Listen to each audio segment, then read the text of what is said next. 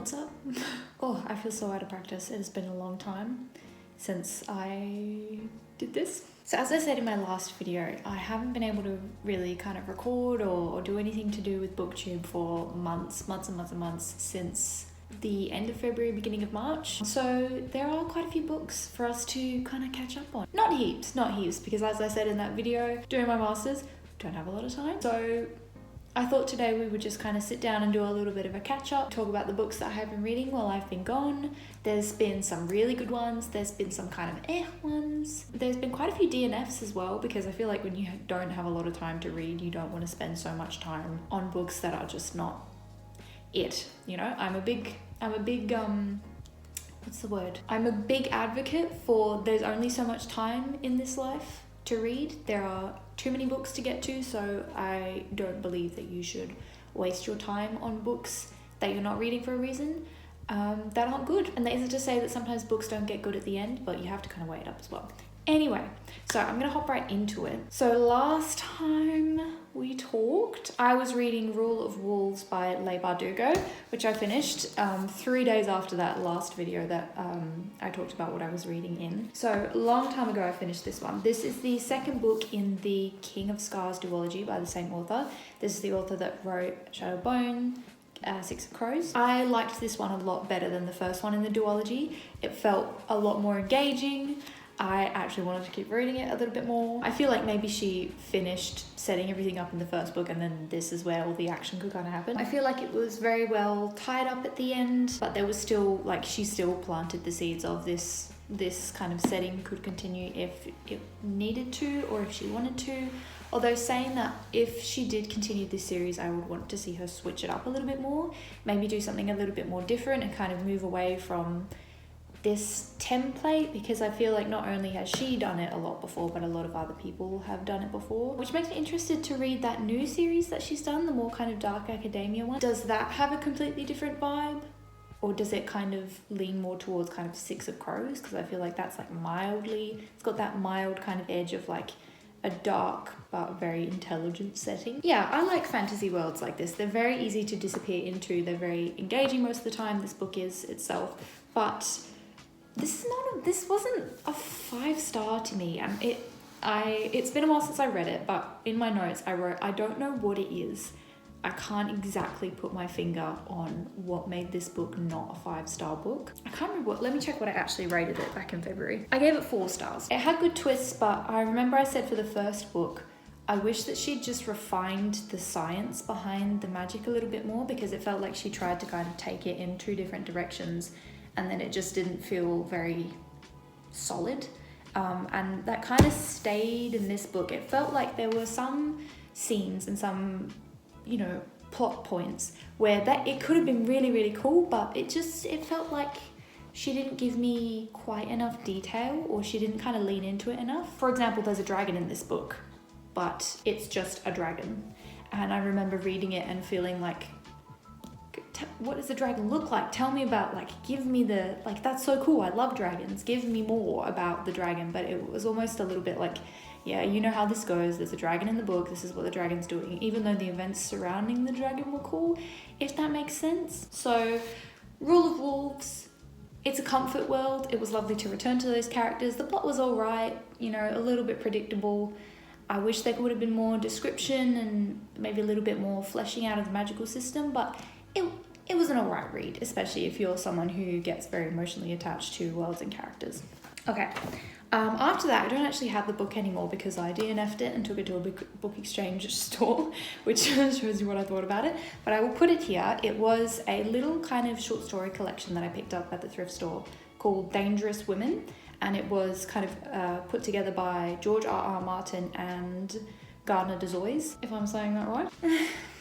It was alright. The first story in there was basically a plot outline of the, I forget what it's like, the Battle of Dragons or something, where it was like George R.R. Martin basically just giving a play-by-play as though he were a historian of this like battle that happened in the Targaryen house, which was great for like the first 10 pages, and then it just kept going and going and going, and it was literally, it just felt like a plot outline. It wasn't really a story. It was like he was pitching a a plot outline to someone to turn into a show, and there were so many names and so many places to keep track of, and it was written like you already knew all these names and places, because it was a like historian telling you the story. And I kind of got like halfway through and I was like, you know what, this I don't need this. I'm not that much of a Game of Thrones fan, although I am quite a fan. Yeah, I think maybe even that first short story, I should double check, but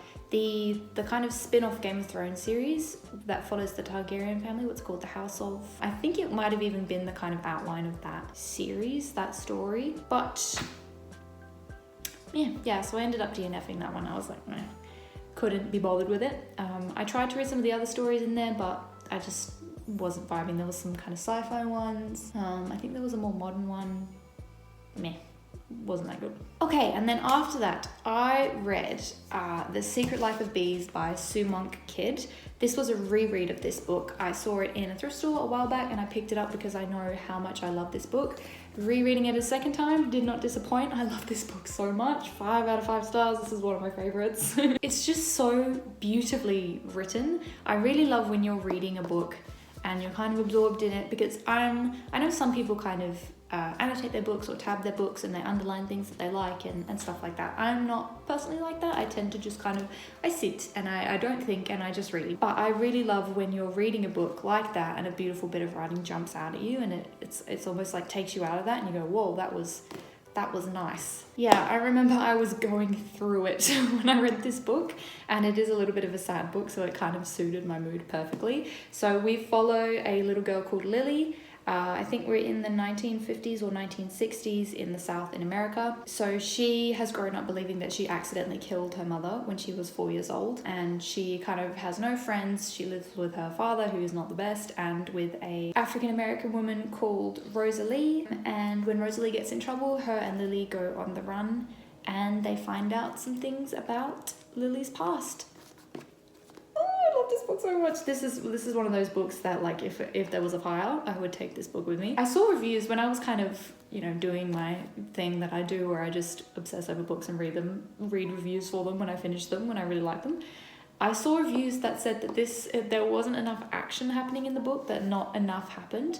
But I think that works really well for this book. I feel like it really lingers in moments and lets you just kind of become absorbed. And I don't like books where they try and kind of get across like an emotional message or a theme and it doesn't work. It's kind of irritating, but this one I feel like does it really, really well. It's very poignant. Poignant is a good word. Oh, and things definitely happen in this book, It's not like nothing goes on in this book. It's just not, people zipping from point A to point B. And the characters in this book are so amazing. I love, love, love, love, love the characters in this book. And it is also so heartbreaking. It's really, really heartbreaking.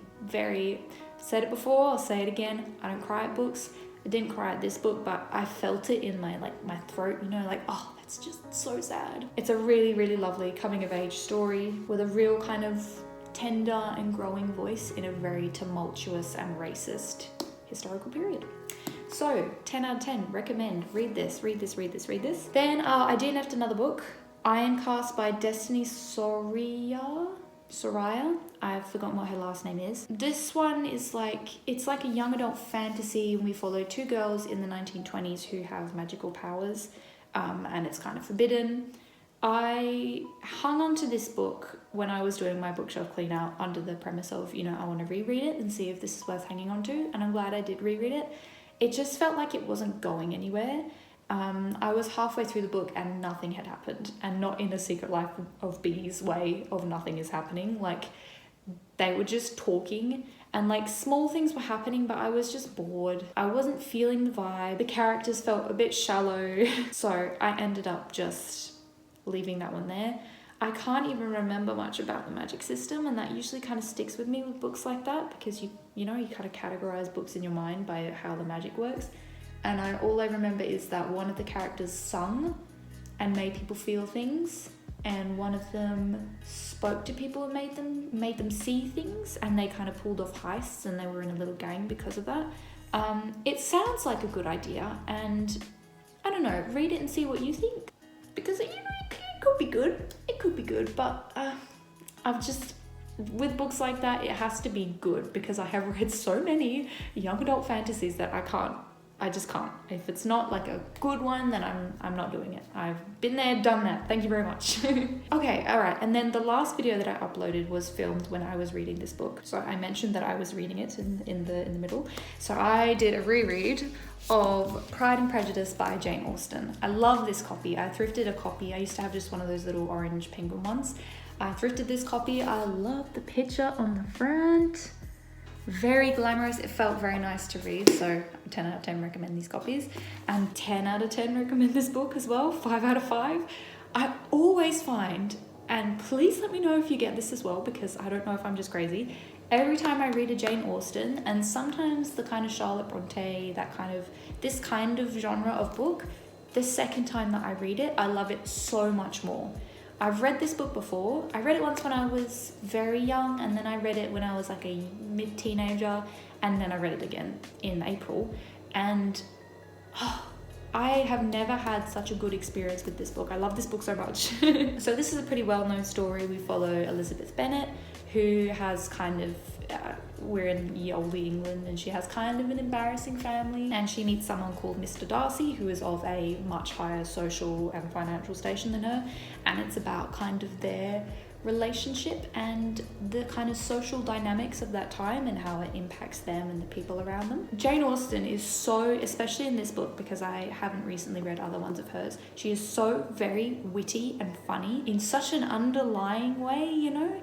Like, I was kind of smiling a lot during this, just at the characters and at the situations and at things that people were saying, which is, I think, very impressive when you can read a book from, 200 years ago? Pride and Prejudice was published in 1813, and in 2023 I can read it and still find humour in it. It's also quite a feminist book as well, but it makes kind of fun and makes light of some of the things that women had to kind of deal with back in those days. Like, for example, in the difference of the situations between characters, women, and how they dealt with kind of, back then your only option was find a wealthy family member that's willing to take you in, or, you know, get married and have babies so that you're stable. The characters in here all just do that so differently and have such different perspectives on it that it's just a very good insight into being a woman. Like the way that Lydia handles it, the way that Mrs. Collins handles it, the way that Elizabeth herself handles it. I loved the relationship that develops between Elizabeth and Mr. Darcy. I love the way it kind of transforms. That was something that I really picked up on more of this second time around. Just the evolution of their relationship. They both felt very real, you know, they didn't feel like caricatures, which I find happens a lot in kind of old romances. They kind of, you fall into the like dramatic caricatures. That kind of goes for all the characters as well. There was a lot of funny characters, especially Mr. Collins. He's so annoying, but he's so funny because he's so annoying. But they're not, you know, typical. All of their flaws and personalities felt real. And I remember finishing reading this and almost being sad that I was done reading it. I was like, I am going to miss this. So, a favourite, definitely, Pride and Prejudice. And then I read a kind of popular book that was kind of floating around on the I think it's kind of died down now, but it was floating around on the internet a little bit, and that was The Midnight Library by Matt Haig. So this is about a library, and within that library there are a bunch of books, and you can take down the books and open them up, and they will show you how your life had been if you had changed certain choices, which when I was reading this book, I'm kind of in the midst of making a bunch of really big decisions at the moment. I'm in that point in my life, just decisions that are going to impact the rest of my life. So, you know, reading this was quite something. And I really enjoyed that focus on an exploration of the impact that the tiniest of choices can have on the rest of the course of your life, and how it's kind of out of your hands. You don't know where you're going, you know? You don't know where you're going to end up as much as you might try to kind of steer in one direction. The writing was it was a tad simple for me. There was a couple of times where I was like, if the writing had just been a little bit more out of the box or a little bit more poetic, I would have enjoyed it a lot more, because the idea was such a like grand kind of, quite a poetic idea in itself, but the writing felt very young adult-y at times, and it kind of knocked down how much I enjoyed the book just a little bit. But saying that, I did always makes it very easy to read when the writing is like that, so it did help me to get through the book a bit quicker. But then it's that toss-up of get through the book quickly, enjoy reading it, you know, Either is fine, but which one do you prefer? Yeah, but it still had a great moral lesson. Oh, I left my bookmark in here. Before the way that it ended and the way they just wrapped everything up nice and neatly and tied up the moral message, it was just like a 3.75, but that did bump it up to a 4 because I felt like it tied up all my feelings about the book. Yeah, and I liked the progression that the main character took to get to her final realization at the end. It felt a bit obvious at times where she was going, but I still liked it. I feel like the logic of the library could have been laid out a little bit better. It felt like there was a little bit of missing potential about such a wondrous, like, going to a place like that. I would have just liked if that setting and idea was explored a tad more, as opposed to kind of the idea of, oh, your choices affect you. So there was, I feel like a little bit of missed potential in this book, but saying that, I also really enjoyed it and it's staying on my shelf, and I would recommend it to other people, especially people who are maybe just getting into reading. I feel like this would be a really good option because, as I said, it's quite simple, but it's still a more grand idea that could help ease you into other books. Okay, and then what did I read? Oh, I've missed some. I have my notebook here where I write down all my thoughts about my books, but I also have my story graph open because I've been so busy that I haven't been writing down thoughts about all my books, so I've missed a couple. So before I read Pride and Prejudice, I read these 2 books. So the first one that I read was The Little Prince by Antoine. I'm not even gonna try. The Little Prince. Yeah, this is one that I don't have too much to say about this one because it's quite short, was a while ago, didn't write down my thoughts, but this was one that I have seen people talk about all over the place. This is a lot of people's favorite book, I feel like. I was a little bit like, yo! It's good. It's very, very good. And I can recognize that objectively, especially the way the story of The Little Prince wraps up. I was immediately like going online and looking at, oh, what does that mean? And how can that be interpreted? And it the end of the story gave me that feeling of, wow.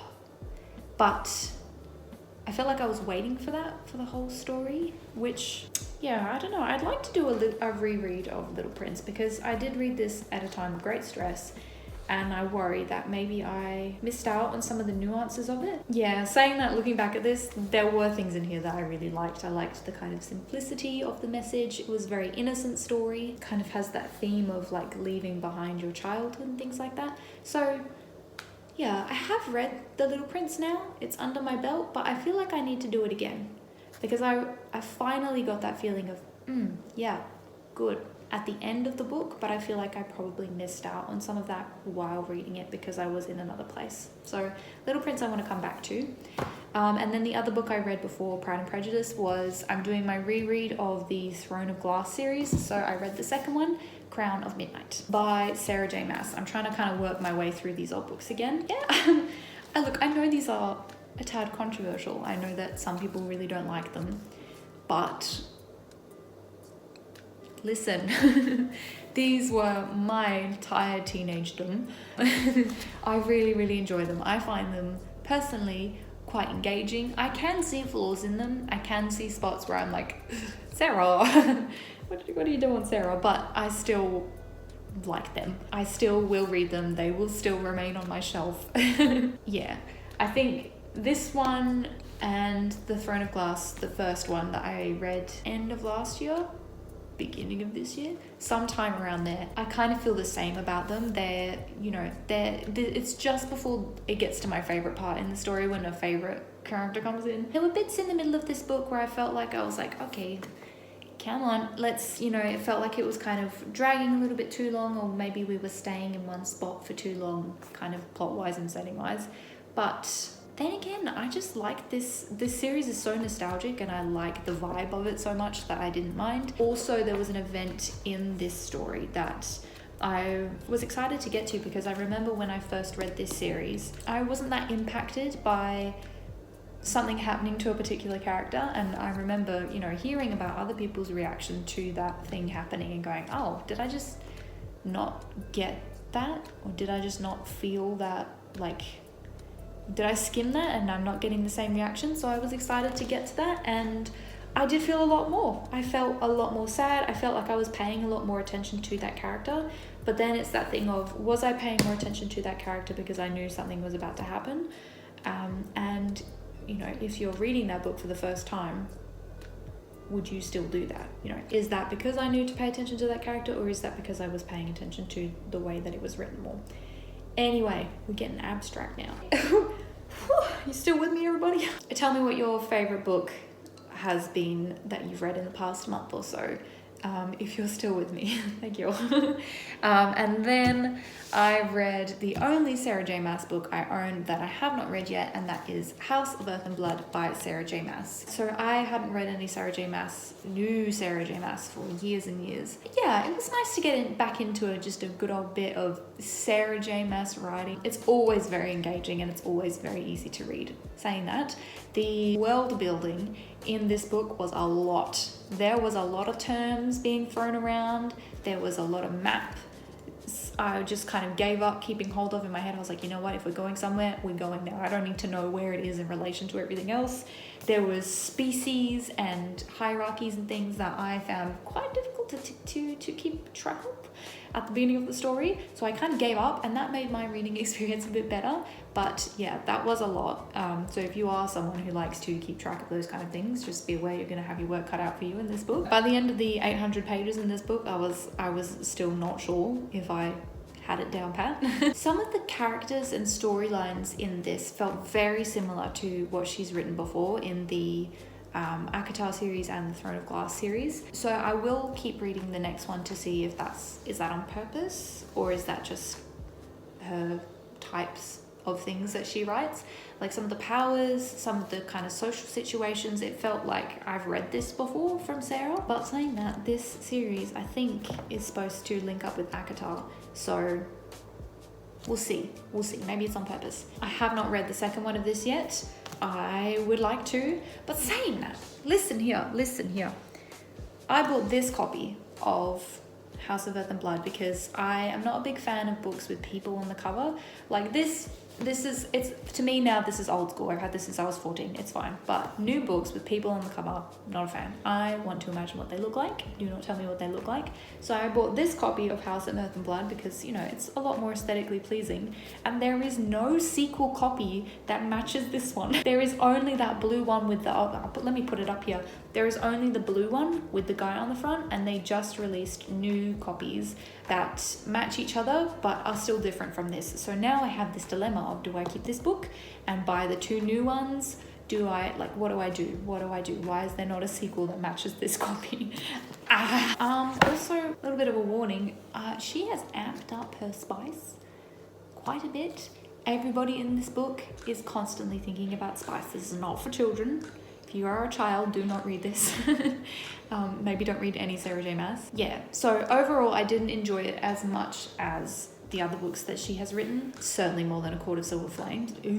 Did not like A Court of Silver Flames, don't talk to me about this Court of Silver Flames. But I was still happy to be back in Sarah J Maas's world, reading her characters, and I will be reading the second and third book coming out soon just as happily. Okay, and then we have two more books to talk about. One was a DNF, so the DNF was People of the Book by Geraldine Brooks. So this one was a book about I've forgotten the word, like someone who looks after ancient books, who like restores them and things like that for museums, who was restoring an ancient book, and she was finding clues within that book about, you know, the people whose hands the book had gone through, and it was kind of flashing back into the past to, you know, tell the story of those people as she was kind of deciphering the book.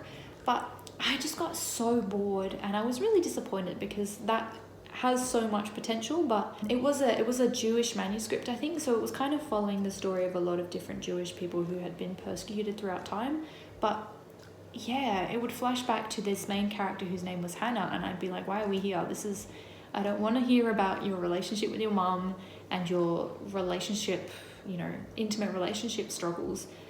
Give me some, you know, take me back to the history, or kind of link it back into that other story. Yeah, I feel like the writing is really good and it had a lot of potential, but I was just bored.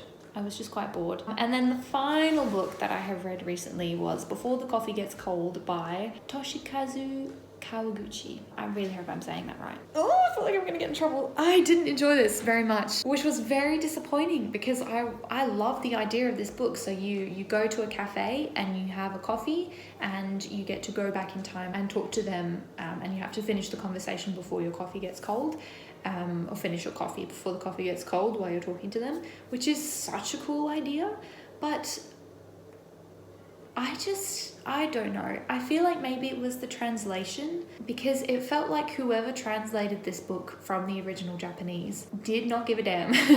It felt so like, and it was just so plain and not engaging at all. There were some sentences where I could tell, like, I'm sure in the original Japanese this would have been beautiful. Like, there was a sentence I remember, it said like the keys on the key to the door on the key ring dangled like a ring off her ring finger. Like, it was a sentence like that where I was thinking to myself, like, wow, that would have been, I'm sure maybe in the original Japanese that would have really hit differently. And even in English it was kind of, you know, it was still a bit like, oh wow, yeah, okay, but it just wasn't good. The writing was just absolutely got in the way. And I could not concentrate on the story. It's kind of split into different people who are taking the coffee to travel through time to talk to people, but 2 out of 3, it just felt so predictable. Like stories where it's like, oh, I think this person feels like this, so I'm gonna go back and talk to them and say my piece, and then they don't actually feel like that, and this whole time it's been a misunderstanding. And it just, it wasn't awful. It wasn't the most awful book I've ever read, but I was just disappointed. I felt like there was so much potential that didn't happen at all. Yeah, the last kind of section was probably my favorite one because it started to lean a little bit more into something that was a bit more. But yeah, unfortunately I was a bit disappointed by Before the Coffee Gets Cold, because I remember the till lady when I bought the book said, oh yeah, I just read this and it was really good. So I don't know, the writing really got in the way. I'm not someone who specifically looks for writing, but if the writing is bad, it will ruin everything else for me. Okay, how's that for coming back? Thank you for listening to me ramble about the books that I read since I have been gone. Hello to all the new people if you have made it this far. Yeah, I came back and everybody wanted to come back with me, so hello, nice to see you. If you have any specific things that you would like to see from me to do with books, let me know. I'm open to ideas. I have a couple ideas and things that I'm gonna maybe be doing.